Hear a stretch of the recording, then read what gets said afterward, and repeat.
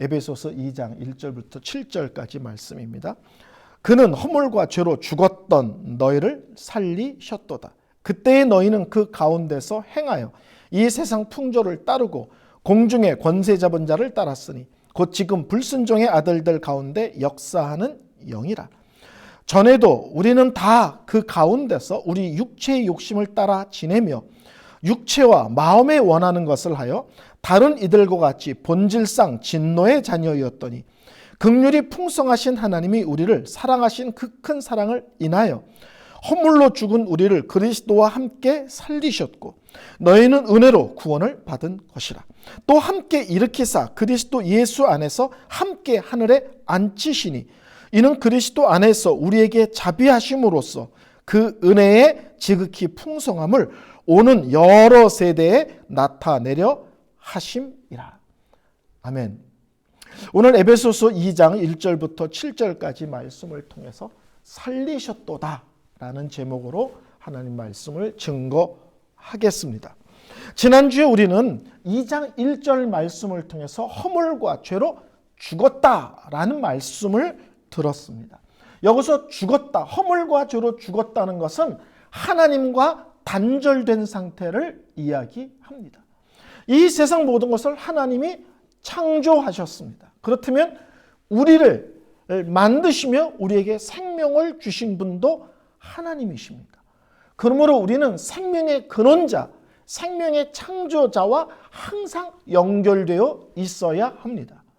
하나님을 믿지 않는다 또는 죄 가운데 있다라는 말은 그 창조주 하나님과 생명의 근원이신 하나님과 우리가 끊어져 있다는 거예요.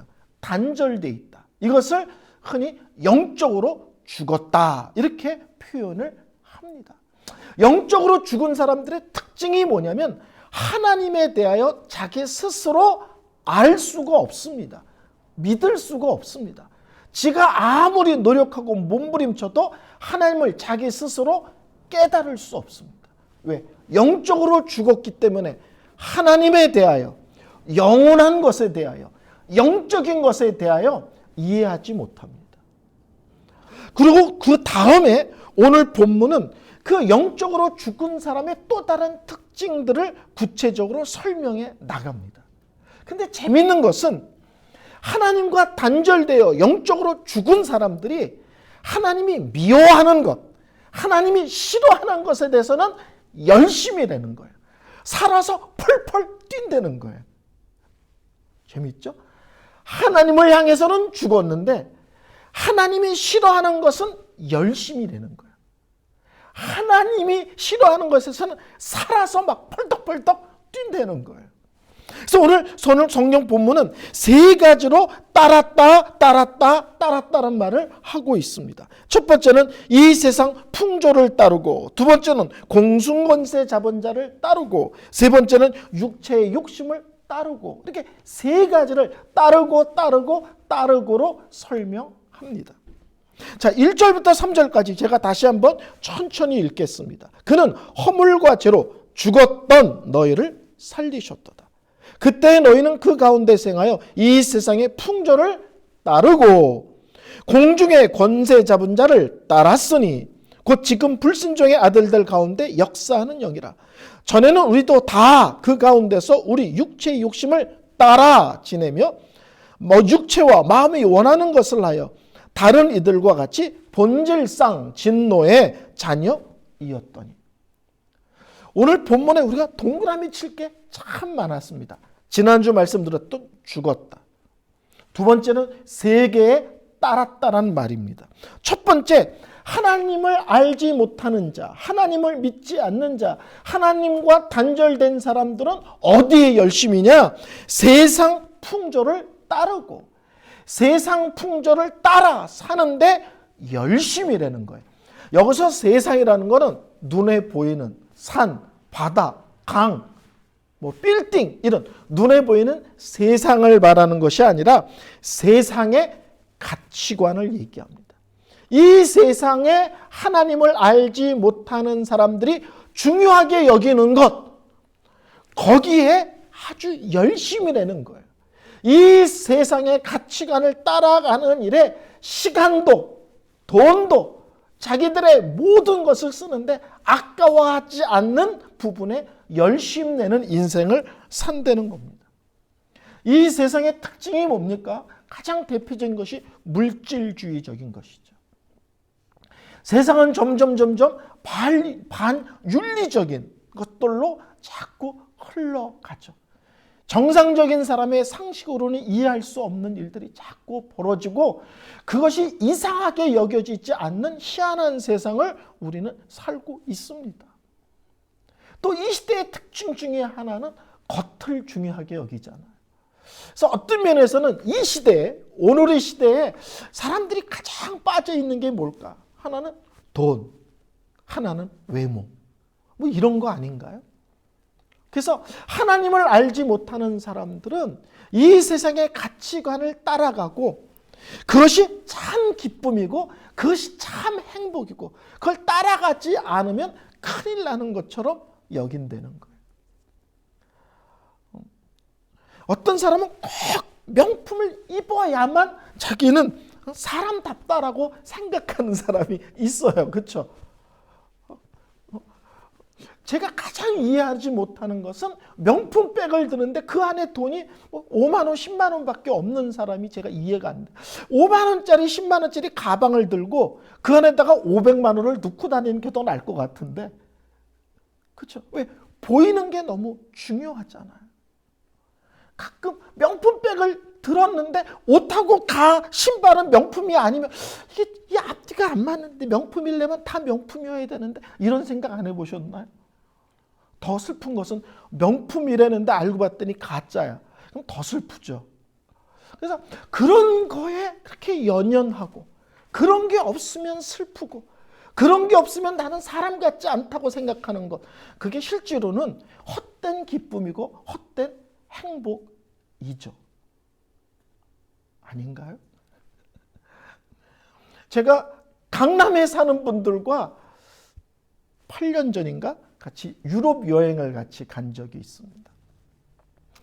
강남에 사는 분들은 이제 다 명품을 입으시더라고요. 같이 간 그룹들이. 근데 저희 집사람이 옷을 입고 있는데 동갑내기 한 분하고 친해졌어요. 근데 이분이 자꾸 궁금한 거야. 우리 집사람이 옷을 입었는데 처음 보는 메이커인 거야. 처음 보는 메이커. 그러니까 친하기 전까지는 못 물어봤는데 이제 며칠 지나고 동갑이니까 친하잖아요. 그러니까 이분이 못 견디는 거예요. 내가 모르는 명품이 있나? 내가 모르는 명품이 새로 들어왔나? 뭐 이게 궁금한 거예요. 이렇게 친해지니까 저희 집사람에게 그 옷은 어디 거예요? 이렇게 조심스럽게 이제 물어보는 거죠. 그러니까 저희 집사람이 아무렇지도 않게 친정 어머니가 입던 옷이에요. 그랬더니 얼굴이 빨개지는 거예요. 그게 그렇게 중요한 사람과 그게 하나도 중요하지 않은 사람이 앉았는데 누가 얼굴이 빨개지자면 그 사람이 빨개지는 거예요. 근데 제가 그 얘기를 듣고 척 보면 명품이 아닌 걸 알지. 벌써 옷 디자인이나 색깔이나 바느질이 벌써 티가 나지 않겠어요? 그렇습니다. 제가 병원에 근무할 때 아기가 태어나고 얼마 안 있어서 암이라는 것이 확인이 되어 제가 근무하던 병원에 입원하던 젊은 세댁이 있었어요. 근데 그 젊은 세댁과 제가 상담을 하는데 그 젊은 세댁이 이러는 거예요. 목사님, 저는 아침에 눈을 뜨면 뭐를 하러 하루를 시작하냐면 오늘은 새로운 신상이 뭐가 나왔을까? 그거를 보러 가거나 그거를 사러 가는 것이 저의 하루의 일상이었습니다. 근데요, 제가 암이라는 것이 발견되고 두 가지를 깨달았는데 첫째, 우리 집에 산처럼 쌓여져 있는 모든 명품이 쓰레기라는 것을 알게 되었습니다. 왜요? 죽음이 코앞에 있다는 것을 깨달은 순간 더 이상 입을 수도 더 이상 들을 수도 없는 것이고 두 번째는 그것이 내 죽음 앞에 하나도 힘이 되지 않는다는 거예요. 목사님, 지금 제가 유일한 소망이 있다면 태어난 지 얼마 안 되는 우리 아이가 고등학교 졸업할 때까지만 살았으면 좋겠습니다.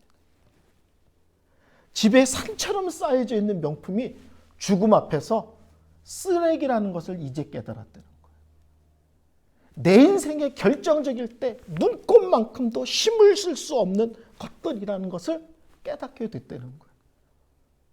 죽음 앞에서 지금 유일한 소망은 태어난 지 얼마 안 해 애가 고등학교 졸업할 때까지만 내가 살 수 있었으면. 이 세상은 헛된 것이 인생의 참 기쁨이며 참 행복이라고 생각하고 거기를 쫓아다닌다는 거예요. 이것이 하나님을 알지 못하는 사람의 잘못된 삶의 모습이라는 거예요. 두 번째는 뭘 얘기하냐면 공중권세 잡은 자를 따랐고, 근데 이 공중권세 잡은 자를 설명해요. 불순종의 아들들 가운데서 역사하는 영이라. 불순종의 아들들이라는 것은 하나님을 믿지 않는 사람들에 대한 또 다른 표현입니다. 그들 속에서 역사하는 영이라는 거예요. 그러니까 우리는 상식적으로 알죠. 아, 사탄을 얘기하는구나. 하나님을 알지 못하는 사람들은 하나님을 알지 않다고 믿지 않는 것으로 끝나지 않고 성경은 그들에게 끌려다닌다. 마귀에게 종노릇하고 있다라고 봅니다. 나 하나님 안 믿어요. 예, 하나님 안 믿으시죠? 그렇지만 당신이 알든 모르든 인정하든 인정하지 않든 성경에서 얘기하는 것은 그러면 당신은 마귀 아래에 있습니다. 마귀의 영향권에 있습니다. 마귀에게 실제로는 알지도 못하지만 끌려다니는 인생을 살고 있습니다. 죄와 허물로 죽은 두 번째 인생의 특징은 마귀에게 눌려 종노릇하는 인생을 살며 그 뒤를 따라다니는 것이 특징이라는 거예요. 세 번째는 뭐냐면 육체의 욕심을 따라 살고 그래요. 여기서 육체는 이 몸을 얘기하는 것이 아니고요. 하나님을 알지 못하는 사람의 죄악된 본성을 얘기합니다. 죄악된 본성을 따라 살고. 그래서 세 가지를 얘기하는 거예요. 첫째는 이 세상 풍조를 따르고 이 세상의 가치관을 따라다니고, 두 번째 마귀를 따라다니고, 세 번째는 자기 욕심에 사로잡혀서 자기의 충동, 욕망, 욕심에 끌려 사는 것이 하나님을 알지 못하는 사람의 세 번째 특징이라는 거예요. 그 다음에 또 두 가지를 더 얘기하는데 그것은 본질상 진노의 자녀였더니 이렇게 얘기합니다. 본질상은 뭐냐면 태어날 때부터 하나님 앞에 심판받을 인생이니라고 얘기하는 거예요. 자, 우리는 모두 다 아담의 후손입니다. 아담의 후손은 곧 죄인의 후손이죠. 우리는 죄를 지어서 죄인이 되었다라고 생각하는데 성경의 말씀은 그렇지 않습니다. 아담이 어떤 사람이냐? 죄인입니다. 그럼 너는 아담의 후손이지? 예. 그럼 너는 죄인의 후손이네? 이거예요. 우리는 죄를 지었기 때문에 죄인이 되는 것이 아니라 태어날 때부터 죄인으로 태어나는 것입니다. 두 번째로는 우리는 그 죄를 안 짓고 살 수 없는 한없이 연약한 인간입니다. 죄인으로 태어났고 죄를 지을 수밖에 없는 존재입니다. 그래서 성경은 본질상 진노의 자녀였더니, 그러므로 하나님 앞에 태어날 때부터 심판받을 인생으로 태어난 존재니라고 설명하고 있습니다. 그러면서 되게 무서운 얘기를 하는데 그게 뭐냐면 다라는 말을 쓰고 있어요. 다. 예? 전에는 우리도 다, 쉽게 말하면 한 명도 예외는 없다는 거예요. 여러분, 여기까지 말씀을 드리면 그 다음 말씀이 뭘까요? 1절부터 3절까지 너희들은 하나님과 단절되어서 하나님과 영적이고 영원한 것에 대해서 스스로 알아먹을 수 있는 존재가 아니다. 두 번째, 너희들은 이 세상을 따르고 마귀를 따르고 육체의 욕심을 따랐다. 세 번째, 너희들은 본질상 진노의 자녀다. 네 번째, 여기 한 명도 예외가 없다. 그럼 그 다음에는 무슨 얘기가 나와야 될까요? 여기 3절까지 말씀이면. 선생님이 질문하면 도대체 표정을 논리적으로 보면 그 다음은 이런 얘기가 나와야 돼. 그러므로 하나님 심판대 앞으로 갓, 또는 그러므로 지옥불 앞으로 갓, 이게 그 다음 이야기이어야 합니다. 근데 성경은 어떻게 되어 있냐면 우리가 하나님 앞에 얼마나 심각한 존재인지를 설명이 끝나면 그 다음부터 비로소 하나님의 사랑과 은혜에 대한 이야기를 풀어가기 시작합니다. 그래서 우리나라 성경에는 3장에 긍휼이 풍성하신 하나님은 이렇게 시작하지만 영어 성경을 보면 정확하게 그 앞에 그러나라는 단어가 붙어 있습니다. 그러나 긍휼이 풍성하신 하나님은, 여러분, 그러나란 말이 나오면 앞에 얘기 다 뒤집는 거죠. 안 그런가요? 쟤는 참 집안이 좋아. 쟤는 인물도 좋아. 아, 쟤네 집은 뭐 재산이 대단하대. 쟤네들은 형제들도 다 잘 나간대. 근데 그 다음에 그러나 쟤는 돌이래. 그럼 앞에 얘기가 다 뒤집어지잖아요. 한 방에.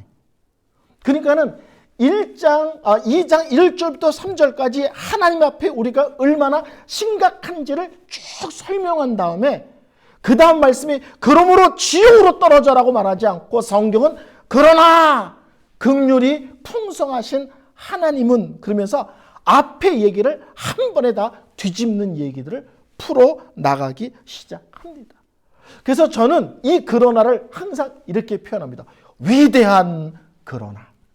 그냥 그러나가 아니라 우리 예수 믿기 전에 우리의 모든 것을 한 번에 다 정리할 수 있는, 한 번에 다 뒤집을 수 있는 위대하고도 놀라운 그러나입니다. 여러분이 로마서를 읽어보면 로마서 1장 1절부터 17절까지는 인사예요. 로마 성도들에게 보내는 인사. 그 다음에 18절부터 1장 끝까지는 이방인들의 죄를 얘기합니다. 너희들 하나님 앞에 얼마나 심각한 죄인인 줄 알아? 그 다음에 2장 전체는 유대인들에게 너희들이 얼마나 하나님 앞에 심각한 죄인인 줄 알아? 이 얘기를 또 써요. 그 다음에 3장 1절부터 20절까지는 그러므로 유대인이든 유대인이 아니든 다 하나님 앞에 죄인이야. 의인은 없나니 하나도 없어. 까지가 나와요. 그 다음에 로마서 3장 21절에 영어로 어떻게 나오냐면 but now 이렇게 나와요. 그러나 이제는, 그러면서 모든 죄 얘기를 한 번에 뒤집는 얘기가 나오는데 그때부터 예수와 십자가와 은혜와 구원 얘기가 나옵니다. 오늘 에베소서 2장 1절부터 3절까지는 이런 거예요. 우리를 코너로 막 밀어붙이는 거예요. 우리를 절벽 끝으로 막 밀어붙이는 거예요. 답이 없지. 떨어지는 것밖에 없지. 죽는 게 밖에 없지. 무섭지. 큰일 났지. 답이 없지. 끊어버리지. 그러고서는 2장 4절 1절에 그러나 답이 있어. 그러나 길이 있어. 그러나 빛이 있어. 그러나 살 길이 있어. 그러나 해결할 수 있어를 설명해 나가는 것이 2장 4절의 그러나입니다. 그러면서 하나님을 설명하는데 과할 정도의 단어들을 동원합니다. 자, 보세요. 긍휼의 하나님, 그래도 말되죠. 사랑의 하나님, 그래도 말되죠. 자비의 하나님, 그래도 말되죠. 은혜의 하나님, 그래도 말되잖아요. 근데 어떤 단어들을 써요? 긍휼이 풍성하신 하나님, 큰 사랑의 하나님, 자비의 하나님, 은혜의 지극히 크신 하나님. 은혜의 하나님 그래도 되잖아요. 사랑의 하나님, 긍휼의 하나님 그래도 되잖아요. 근데 바울은 오늘 성경에서 그렇게 하지 않고 의도적으로 훨씬 강조할 수 있는 단어들을 하나씩 더 수식어로 붙입니다. 왜 그럴까요? 너희들이 하나님 알기 전에 너희들의 삶이, 너희들의 상태가, 너희들이 어떤 식으로 살았든지 그 모든 것을 한 방에 새롭게 할 수 있는 길이 있어. 어떻게 해요? 하나님은 긍휼이 풍성하신 하나님이니까. 우리 하나님은 큰 사랑의 하나님이니까. 우리 하나님은 자비의 하나님이니까. 우리 하나님은 은혜의 지극히 크신 하나님이시니까. 우리는 어떤 얘기를 해도 찜찜할 때가 있잖아요. 안 그럴까요? 사고를 쳤어. 엄마가 괜찮아. 그럴 때 우린 찝찝할 때가 많잖아요. 엄마가 괜찮아고 얘기했는데 한 달 뒤에 3년 전까지 다 얘기하면서 우리를 팰 때가 있잖아요, 엄마가. 너 그때 말대꾸했지. 그때 콩나물 사오랬는데 왜 안 했어? 너 방 치우랬는데 왜 안 했어? 너 지난주 말대꾸했지. 분명히 괜찮아라고 얘기했는데 지난주 말대꾸한 거를 갑자기 매를 들면서 3년 전까지 다 끄집어 올 때 엄마가 괜찮아라고 얘기할 때 그것은 괜찮아가 아니라는 불안함과 찝찝함이 있습니다. 성경이 우리의 그런 모습을 아는 거예요. 너의 삶이 어떤 모습이든지 너의 상태가 어떻든지 하나님께서 사랑과 은혜와 긍휼과 자비로 그 모든 것을 새롭게 하실 수 있어. 새롭게 하셨어. 새로운 인생을 살 수 있어 라고 얘기할 때 우리가 정말요? 이런 거 있잖아요. 혹시 이런 거 있잖아요. 그러니까 엄청난 단어를 수식해서 그 모든 것을 덮고도 남을, 해결하고도 남을, 수습하고도 남을 하나님이라는 것을 설명하기 위하여 놀라운 단어들을 끄집어다가 우리의 앞상태와 뒷상태가 얼마나 차원이 다른 쪽으로 변할 수 있는지, 우리 하나님이 새롭게 할 수 있는지, 우리를 끌어올릴 수 있는지를 설명해 나가는 것입니다. 그러면서 그 다음 얘기가 뭐예요? 죽은 우리를 살리셨도다. 이게 1절에도 얘기하죠. 허물과 죄로 죽은 너희를 하나님께서 살리셨어. 5절에도 죽은 우리를 살리셨도다. 살리셨다라는 두 가지 의미가 있죠. 하나님과 끊어진 우리의 관계를 예수 그리스도 안에서 다시 연결하여 붙여줬도다. 이제 우리는 다시 하나님과 연결된 존재야. 이것이 살리셨도다도 지만 그 앞에 죄와 죽음과 세상과 육체의 욕심을 따라 살던 우리에게 그런 것에 매여 살지 않아도 되는 구원받은 인생, 그런 것을 쫓아다니지 않아도 충분히 기뻐할 수 있고 행복할 수 있고 만족할 수 있는 참된 자유로운 인생으로 너희들을 새롭게 하셨도다. 이 의미도 됩니다. 그래서 저는 예수를 믿는 것은 하나님과 다시 연결되어진 것이지만 또 하나는 의미 없고 가치 없는 일에 매여 살던 우리가 자유함을 얻은 것, 그런 게 끌려다니지 않아도 되는 것, 그런 식으로 인생을 살지 않아도 되는 것이 얼마나 기쁜지 모르겠습니다. 그러면서 5절과 7절에 살리셨도다 했는데 어떻게 살았는지를 5절부터 7절 설명합니다. 허물로 죽은 우리를 그리스도와 함께 살리셨고 너희는 은혜로 구원을 받은 것이라. 또 함께 일으키사 그리스도 예수 안에서 함께 하늘에 앉히시니 이는 그리스도 예수 안에서 우리에게 자비하심으로써 그 은혜의 지극히 풍성함을 오는 여러 세대에 나타내려 함이라. 어떻게 설명합니까? 구원을 그리스도 안에서 이렇게 설명합니다. 그리스도 안에서 함께 살리셨고 함께 일으키시고 함께 하늘에 앉히셨도다. 두 가지 놀라운 단어가 나오죠. 하나는 너희는 그리스도 안에서 구원받은 거야. 그리스도 안에서 옛날에 매였던 것으로부터 자유로워진 거야. 그리스도 안에서 어떤 일이 벌어졌느냐? 예수와 함께 죽고 예수와 함께 살고 예수와 함께 하늘에 올림받은 것으로 설명을 합니다. 이제 그리스도와 함께 이 말이 이제 우리에게 설명하는 것은 뭐냐면요.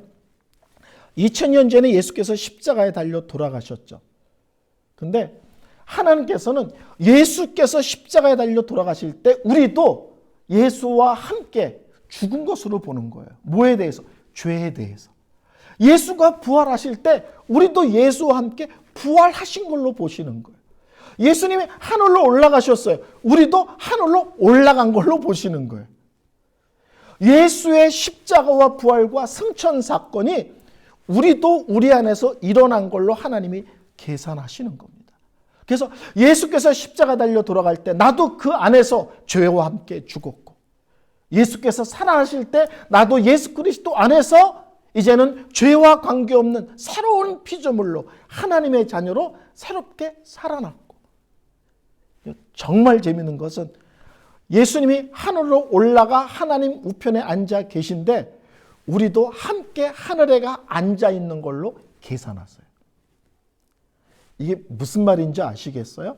우리가 여기 살지만 하나님은 이미 계산이 끝난 걸로 보는 거예요. 우리가 천국에 있는 걸로 이미 계산하시는 거예요.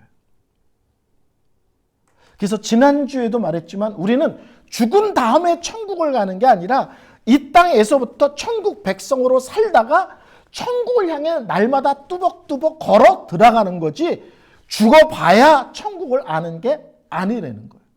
그러니까 하나님은 오늘 표현으로 하면 나는 여기 사는데 하나님은 이미 계산 속에 내가 천국에 올라가서 예수님과 함께 앉아있는 존재로 계산을 해버리시는 거예요. 하나님의 계산입니다. 여기에 있지만 나는 이미 하늘에서 예수님과 함께 앉아있는 자로 나를 보시는 겁니다.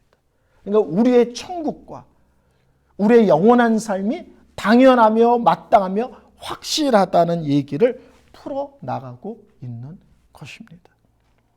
그러면서 하나님이 우리를 이렇게 구원하시는 이유를 7절 한마디로 정리합니다. 은혜의 지극히 풍성함을 오는 여러 세대에 나타내려 하십니다. 왜 하나님이 이렇게 하셨을까? 이 구원이 하나님의 실력이라는 것을 분명하게 말씀하고 싶은 것이다. 구원은 하나님의 사랑과 은혜와 긍휼과 자비의 이야기지 너희들이 수고했다, 너희들이 애썼다, 너희들이 몸부림쳤다라는 얘기가 아니라는 것을 분명하게 하기 위해서라는 거예요. 여러분, 제가 문득 이 설교 준비를 하면서 예수 믿기 전에 우리와 예수 안에서의 우리의 삶을 문득 이렇게 생각을 하게 됐어요.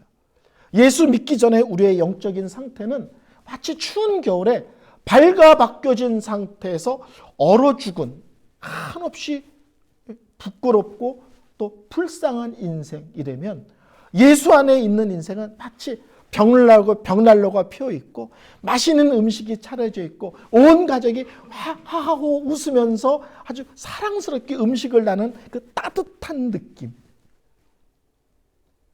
앞에는 하나님이 없는 사람의 의미 없고 가치 없고 헛된 인생에 대한 설명이라면 그 뒤에는 그리스도 안에서 사랑과 은혜와 긍휼과 자비의 대상이신 우리를 설명하고 있잖아요.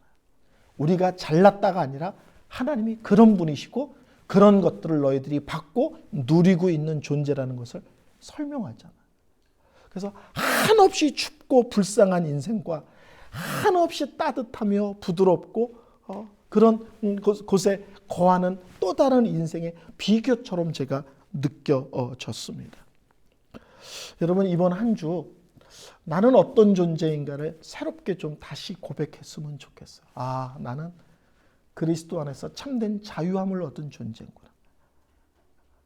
나는 그리스도 안에서 하나님의 사랑과 은혜와 자비와 긍휼을 받는 참 특이한 존재구나. 나는 이 땅에 살지만 하나님은 내가 이미 천국에 있는 걸로 계산하고 나를 그렇게 바라보시는 정말 독특한 존재구나. 그래서 예수를 믿는다는 것은 이 세상 한복판에서 누구를 만나든 어떤 일을 겪든 당당함과 영적인 자부심을 갖고 사는 것이라고 저는 언제나 믿습니다. 텔레비전 선전에 너희들이 개맛이 뭔 줄 알아? 뭐 이런 거 있잖아요. 이 세상을 향하여 너희들이 하나님 자녀의 복됨이 무엇인지를 알아? 하나님 자녀의 영광이 무엇인지를 알아? 하나님 자녀의 귀한 게 뭔지를 알아? 이 세상을 향하여 분명하게 고백하고 살아가는 것이 성도의 자부심 있는 분명한 삶입니다. 이번 한 주도 우리가 그런 분명한 삶을 살아내는 한 주가 되기를 소원합니다. 찬양 드리겠습니다.